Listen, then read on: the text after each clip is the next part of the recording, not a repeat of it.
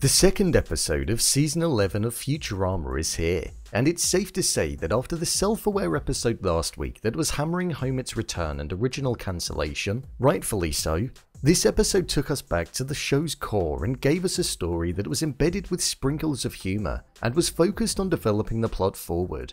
With Amy and Kif meeting their children on Amphibious 9 for the first time after 20 years, Amy's journey into motherhood is one that she didn't expect to be as difficult as it was. So crack open a can of Fiberlog and tuck in, as I'm going to recap, break down, and explain all that there was to take away from this episode. Here is Futurama Season 11 Episode 2 Review and Ending Explained. Just to let you know, this video will contain spoilers. Oh, and if you enjoy the video then feel free to hit subscribe. Thanks. I thought this episode was okay. I don't think it topped last week's episode, as I thought the style of humour that episode 1 had was quite original, and it embodied the show quite well. Plus, all of the self-awareness that was present added an extra layer to the gags, jokes, and even the plot that we were watching unfold. It was like a statement piece, so I liked that. I also imagine that the fact that it was the first episode in around 10 years plays into my thoughts on it too, as there was a refreshing nature about it.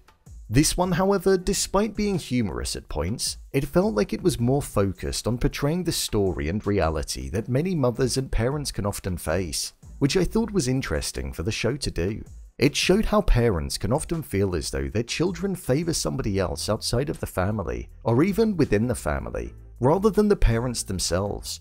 And with Amy not making up any part of the children's DNA, and Leelea being their biological mother, she was even more insecure. So I would commend the show for creating a story that tackled such a topic that I'm sure many of its viewers can relate to. It followed the traditional way of parenting from decades ago, where the father would go out to work and the mother would stay at home and look after the kids, and it showed that even though Amy was struggling being on her own, Kif also missed the children too. Breaking down the stereotype and showing that it's hard for a parent to have to walk away from their children when the reality of life hits back home again, regardless of whether that's a mother or a father.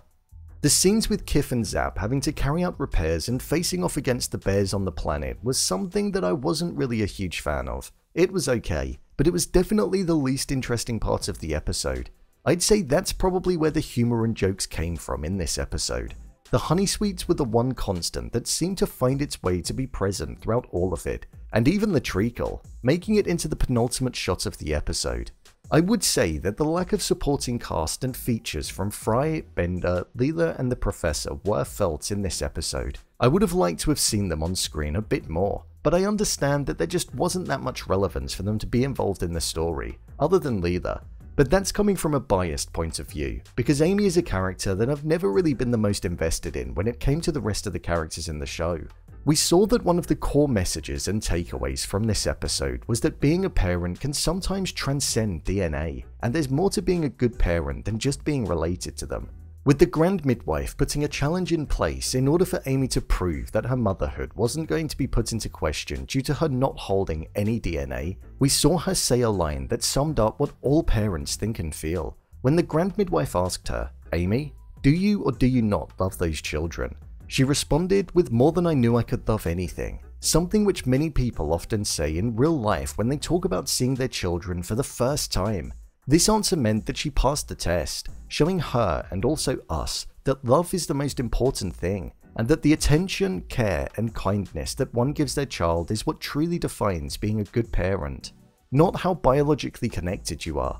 So at its core, I felt as though the episode had a nice warm message at its heart, despite the fact that it felt like it took a little while to get there. Plus, I imagine there's most likely going to be some new recurring characters that we'll see popping up at Planet Express now, with Axel, Mandy, and Newt, unless they go and stay with Kif for most of the time, but I guess we'll see.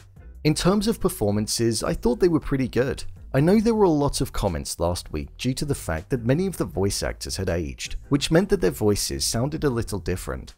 But I just think that's life. It doesn't take anything away from the performances, as I think they're all still really convincing, and the characters hit the sweet spot of nostalgia from 10 years ago and also from when I was younger. I initially thought that the episode was going to be focusing around the honey candy, Fry's nostalgia to the sweet that he had 1000 years ago, and the sadness that he had embedded within him, which would have most probably made an interesting story for an episode.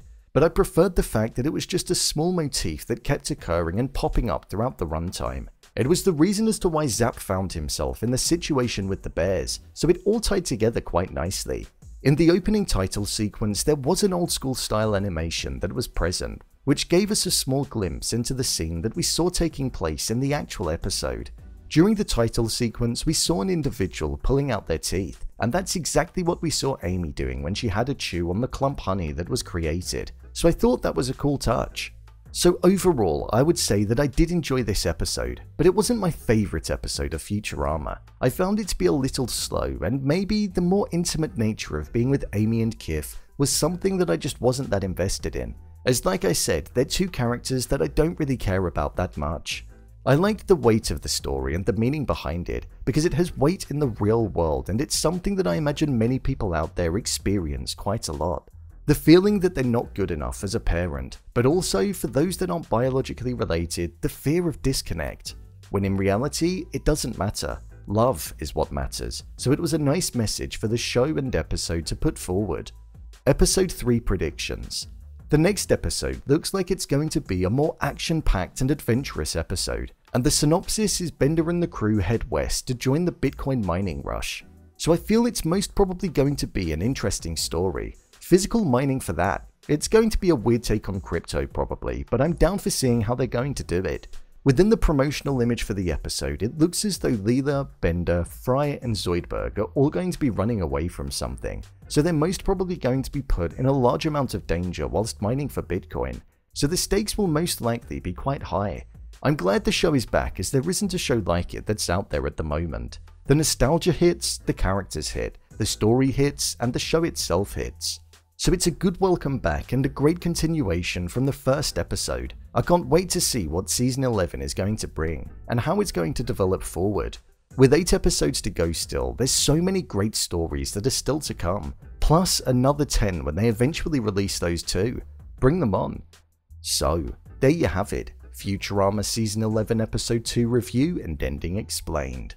If you want to see more videos such as endings explained, theories and predictions and character breakdowns, then click on the I button.